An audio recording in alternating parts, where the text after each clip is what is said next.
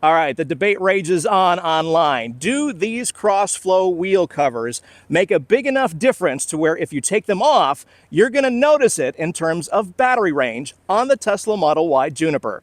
Let's find out together.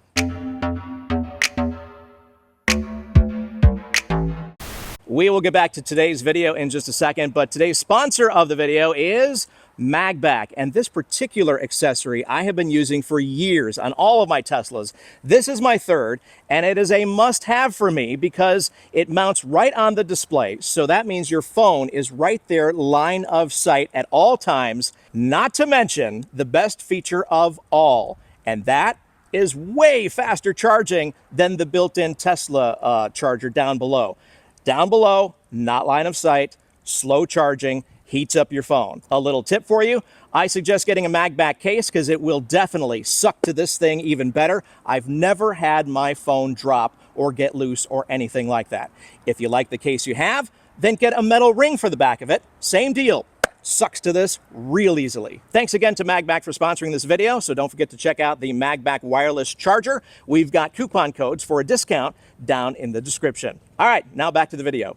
All right, I've been saying on the channel now for a while that if you take these off, you've actually got kind of a nice looking wheel. The back one there is the example underneath these. But then everyone hits the comment section and says, what about battery range? If you take those off, it's going to be a significant range loss. Well, we're going to find out together today. So how this is going to work is I'm going to start off at my local supercharger, charge up to 80%, drive out to a fruit stand about 20 miles away, drive back, and that's going to be the number for without the wheel covers. Then we're going to charge it back up to 80% again, put these back on the car, and do the same test again, and run all the numbers at the end of the video. So we're going to find out with or without Crossflow wheel covers makes a difference. Let's go. Okay, first things first, we are at my local supercharger, and this is going to serve two purposes. First of which, we're going to start both legs without and with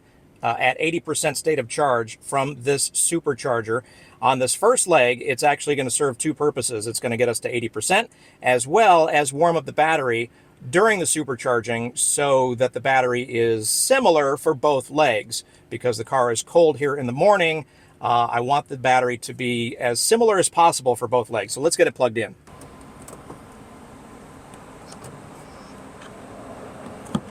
All right, we are plugged in. Let's get this thing charging, and we'll go over the particulars in just a bit. So yes, we are charging. We are at 25 minutes remaining, and we are ramping up right here, which is good. If you are new to Tesla, the number we like to see is this one right here, the kilowatts. That's the speed at which you're charging. I put speed in quotes, but the higher the number, the better. This car is capable of 250 kilowatts, but because it wasn't really preconditioned long enough, that's another thing. Everybody thinks, oh, I'm 2 miles away, I'm going to hit preconditioning, and my battery's going to be ready by the time I supercharge. Yeah, no, that's not a thing. It sometimes, even in the winter, could take up to 100 miles to properly precondition. So if you're just a couple of miles from a supercharger from your house, that amount is not going to be enough. So here we are. We're going up to 130, which is good, and 20 minutes remaining. So we're going to get this thing up to 80%, and we will discuss more about this test along the way. All right, so let's get into the particulars of the settings or the scenario for this test.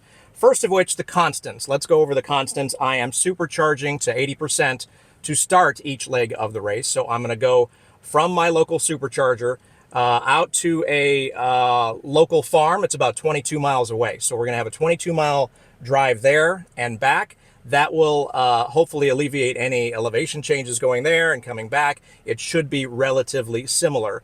Another constant is I'm going to keep the AC at 4, I think. I'm going to keep it at 4. And my seat AC, because this is a Juniper, I'm going to keep that at auto. So those are the constants. We're going to try to keep the speed at 5 miles over the speed limit. I will be using not autopilot, but the cruise control setting, just to kind of keep that similar. What else would be a constant? Some of the non-constants, of course, is this is 10:18 a.m., so we're going to have an increase in temperature. I'm trying to offset that by supercharging here in the morning to get the battery nice and toasty, so that way the drive there is going to be similar to the second leg of the drive with the aero covers or the Crossflows. So I'm trying to keep everything as similar as possible. Obviously, there's going to be things that I can't control. The weather, like I said, the temperature. There could be wind at some point, one of the legs. I don't know. But these are all going to be real world things that you might encounter on a road trip anyway, without the Crossflows or with the Crossflows. So I think this is going to be a good indicator with the 22 miles there and 22 miles back, 44 miles round trip. That's a pretty good amount of distance to see if we're going to be able to make it. Also, I'm going to go ahead and reset the trip counter. I'm going to give you an update at the halfway point for both of the legs. So you're going to see exactly as we go along how this thing is going. So the first leg of this trip are going to be without the Crossflows. They are sitting in my trunk. We're going to do there and back and then hit the supercharge and get this thing back up to 80%. In the meantime, I will pop the Crossflows on, and then that second leg of the trip is going to be with the Crossflows, and we'll see if there is a big enough difference for you to maybe throw those on for a road trip. So let me get this thing all set up. I'm going to show you that, and we will be on our way after we get to 80% state of charge on the supercharge. All right, so you can see here, this is going to be the no Crossflow trip. We're going to go ahead and reset that because we are already sitting at our local supercharger, just waiting for this thing to get up to 80%. And so now we are totally zeroed out for the first leg of the trip without the Crossflows. I know it's not going to say it, but I have increased that to 42 PSI. We haven't rolled yet. It does require you to be driving for it to update itself. But I noticed when I first got here that it was at 41%. So I took out my Fanttik portable charger and got that up to 42. So we should be 42 all the way around. I will also reset that when I come back to supercharge back to 42. Even though it's not cold, it's not the proper way to do it, but I want to start each leg at 42 PSI. So I will, of course, be letting out some air in all four tires because it's going to have some rolling resistance and heat up those tires on this first leg. So I want to start everything fresh. Can't think of anything else that needs to be zeroed out or anything like that. Let's find service and wheel and tire. So you can see here, the setting is for the 19-inch Crossflows, but there is no non-setting. But yeah, that's going to definitely be an X factor that I can't control. So why am I doing this test in the first place? Well, I want to see, actually for my own personal benefit, as well as to see what you guys think, if the Crossflow wheels actually make enough difference for you to put them on, say, on a road trip. Leave them off for everyday use, around town commuting, work and back if you like the look of the wheels. And then throw them on for a road trip if you get enough benefit out of it. We're about to find that out. That question kept popping up in my comment section. How much battery range do you lose if you take them off? And I'm like, I don't actually know. So let's find out today. That's the whole point of this video. And we'll find out together if there's enough advantage of taking them off. There we go, 80%. Let's unplug. So I'm trying to keep everything that I can control in this test controllable. So that's why the 80%. So here we are. This is what we're looking at. These are what the wheels look like stock without the Crossflows on them. We've got the center cap on there and the 5 lug nut covers. And I've got that all the way around the car just to show you. So that's what we're looking at. And of course, on the second leg of the trip, I'll be removing this and these and putting the original stock Crossflow hubcaps back on. So let's get on the trip and see exactly how this first leg goes. 261 miles. We are navigated to Francisco's fruit stand, which I guess I was a little off. It's 19 miles or 22 minutes away, and we should arrive around 75% state of charge. So that's not too bad either. Now the estimate is based on having the Crossflows on though. So let's see how close we get to that. So just kind of cruising along here on the 126, heading to Francisco's fruit stand, and just showing you here that we're doing about 5 miles an hour, actually exactly 5 miles an hour over the speed limit. That's what I've been trying to keep it at, and that way it will be the same for both tests. I'm on cruise control, not autopilot. because I'm still doing the steering here. So just letting you know what some of the variables are for this particular test.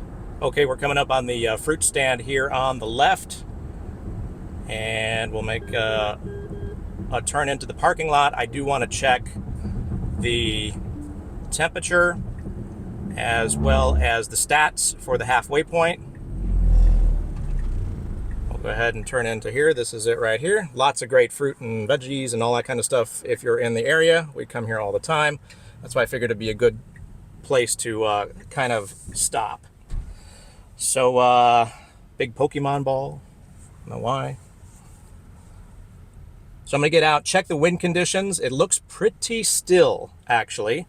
And we're going to check the halfway point stats and then continue back. So there we go. Let's take a look. We are at 75% state of charge, which is exactly what it predicted. And that is 244 miles. We are at 81 degrees Fahrenheit at 11 a.m. And let's get out. Oh, the stats. Let's check those stats real quick. Trips. So here we go. Crossflow. Or no crossflow, 18.9 miles driven, total energy 3.8 kilowatt hours, and average energy consumed is 201.3 watt hours per mile. Let's keep that in mind because right now these numbers are kind of meaningless. We have nothing to compare them to.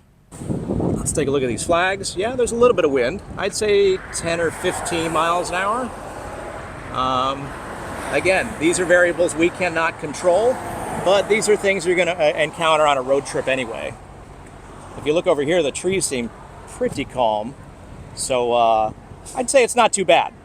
So we'll compare it next time we're here with the crossflows on. Obviously, crossflows are still off.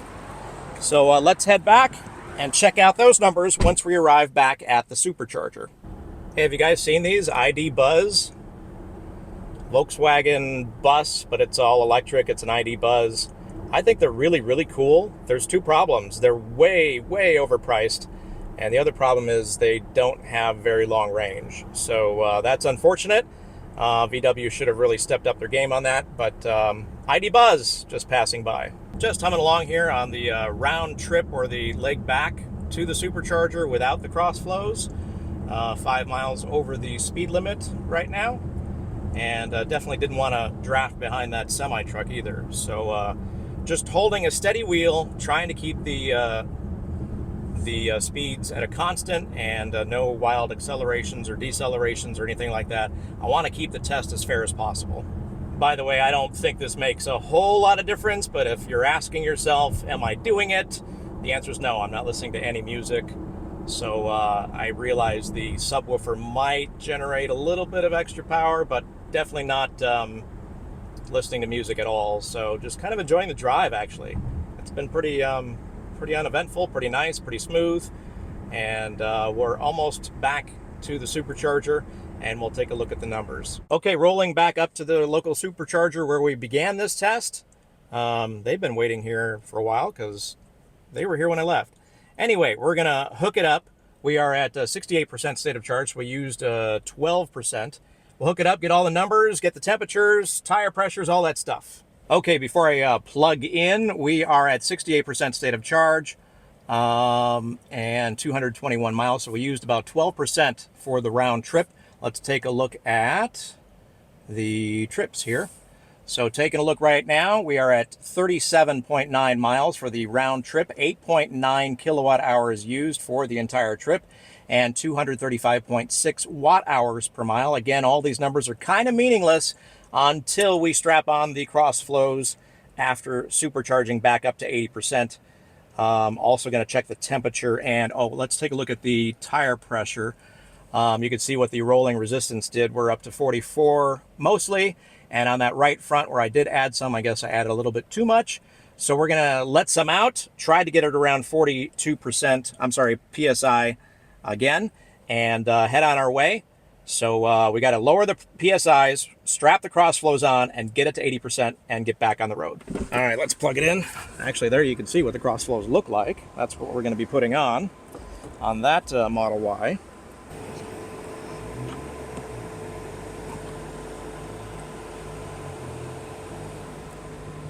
Looks like we've got 10 minutes left remaining on this particular charge. We are at 68%. We're looking for 80, so we only use 12. Okay, about ready to go here. 79% state of charge. We're waiting for 80. I don't remember what it was last time, 258. We are now at 80, charging complete. Let's go unhook. Again, the things I can't control are the weather, temperature, stuff like that. Here, it's pretty calm. Like, I can't see anything moving. So out by the fruit stand, it was pretty windy. All right, so we are at 80% state of charge. We're gonna go over to the shade, put the Crossflows on, and reset that trip computer, because that's the important thing.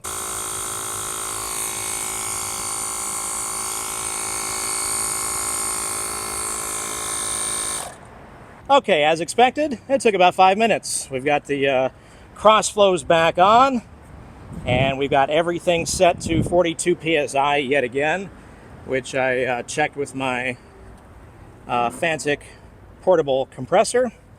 And so we've got the Crossflows on all four, 42 all the way around. Let's get back on the road and see what this test accomplishes, besides wasting 2 hours of my time. All right, just to confirm, we are at 80% state of charge, 259. Let's reset the trip calculator, otherwise this whole thing is kind of useless. So one last look at the first leg. Should be slightly different because I moved in the parking lot, just so you know. I moved from the superchargers, which are right there, just to put these on here in the shade. Let's go ahead and reset this. It's not doing it. There we go. Reset. Let's call this with.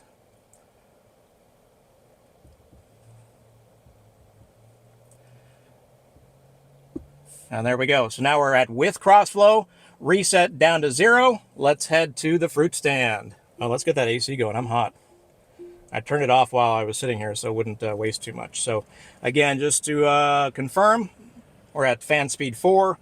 And we got the seat cooler on, and yes, it is definitely getting warmer. It's now 90 degrees, so those are things we can't control. Okay, we're pulling up on Francisco's fruit stand yet again. We should have some numbers that are actually a little more telling now. So I'm going to park and get those details to you for the halfway point of this test with the Crossflows installed. So let's get that going here. Doesn't look too busy. In fact, my parking spot from last time is still open, so I'm going to literally do it the same exact spot, same exact everything. There's a nice older Model S right there. Okay, we're at 242 miles, or 75%, so it used the same exact amount of battery, which is interesting. So again, 242, 75, that's what we're looking at there. So let's get into the trips. And there we are, 4.0 kilowatt hours total energy used, 210.5 watt hours per mile used. Let me go check my notes and get back to you. Well, isn't this interesting? I've got 3.8 kilowatt hours used and 201, almost 202 on the watt hours per mile used without the Crossflows. And I tried to make this test as similar as possible. So I don't know what's going on there, but we still got a half a leg to go. There's still time to catch up for these Crossflows, but it's not looking good. Back to the supercharger where today began, and we're going to see what all these numbers mean when it comes to Crossflows or not Crossflows. Lots of traffic today on a Saturday. Let's see if I can do this. There we go. All right, heading back. And we're going to keep it at about 65 miles an hour, or roughly 5 over, depending on the area. Right here it's 50. So parts of it at 60, so then I go 65. Heading back to the supercharger, we'll crunch these numbers and see how it looks. All right, pulling up into the Tesla supercharger for the last time, the last leg. We're going to check out the numbers. I don't actually need to charge, so I'm not going to pull into a stall. I'll probably pull over here into the shade a little bit and What do we got here? We got a Hyundai, we've got a Rivian, we've got an Acura, we've got a Ford F-150 Lightning, we've got, of course, a spattering of Teslas as well. So a full supercharger here. Let me find a spot and we're going to check out these numbers real quick. Okay, first and foremost, we are arriving at 68% state of charge, which is identical to the first test, and 219 miles. So yeah, we had 12% to charge when we were here last time without the Crossflows. Absolutely identical. So let's take a look at the trip itself. Pretty close, obviously. So we are at 9.1 kilowatt hours used and 240.5 watt hours per mile. I'm going to throw up on the screen the numbers for the first test. So the numbers for the first test without the Crossflows was an even 9 kilowatt hours and 236.6, I believe it was, or thereabouts. So it's very interesting that the with the Crossflow test here is actually using more energy. I'm going to give you my final thoughts here in a second, but I think you know what they are. All right, the numbers don't lie, and I think they are close enough to call it even. I can't even call a winner on this thing. Yes, ironically, the Crossflows did slightly worse, which is kind of comical because everybody online seems to think that these are going to make a huge difference. A significant difference is what I've seen on some of the comments. But in reality, at least for this test, it wasn't enough to make a difference. So basically, it comes down to looks. If you like it with them on, do that. If you like them off, right there. Take your pick. It doesn't really matter. And it doesn't matter enough to make a huge difference on a road trip, at least for this test. Keep in mind that Tesla does this under ideal conditions, probably using a wind tunnel. So yeah, scientifically, these probably do make a difference. Otherwise, they wouldn't include them at all. But in a real world test, with elevation changes and actual weather and temperature and wind and all that stuff, I didn't notice a big enough difference. So what do you think? Let me know down in the comments. I'm sure I did something wrong. You guys are always critical of anything that goes wrong. So let me know down in the comments, and we will mix it up, and let's discuss exactly what these Crossflows mean to the Tesla Model Y Juniper. Don't forget to hit the like button regardless. If you like the outcome or don't like the outcome, like the video and subscribe to the channel if you haven't already done so. And go that extra step. Hit the bell. And, oh, boost. I think that's the new thing. Boost this video. That's a new one that we have to kind of promote, I guess. So there you go. Thank you so much for watching, and I'll see you next time.